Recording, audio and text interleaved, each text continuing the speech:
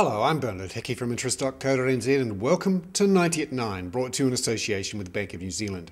This is your morning briefing where you get everything you need to know in 90 seconds at 9 o'clock, starting now with news from Australia, our largest trading partner, that it may face a contraction in GDP growth in the first quarter. Treasurer Wayne Swan has pointed out that GDP may actually fall in the first quarter because of Cyclone Yasi and the floods in Queensland. Meanwhile, in Egypt, there appears to be a run going on its banking system. And also there was a failure of its bond auction overnight. The stock market remains closed there, and there are queues forming outside banks, which opened for the first time on Sunday, Egyptian time. Meanwhile, in the United States, everyone's celebrating the apparent recovery in the economy. The S&P 500 up 1%.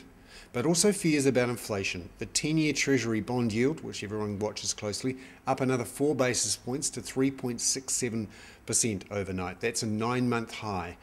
And it's the biggest losing streak for the Treasuries in 3 months.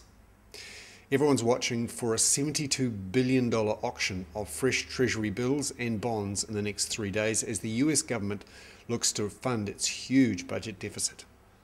Certainly, the inflation genie is starting to stir. Copper, it hit $10,000 a tonne over the last couple of days, and sugar prices were up again.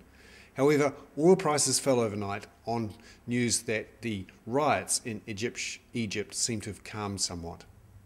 I'm Bernard Hickey. That was 90 at 9, brought to you in association with Bank of New Zealand.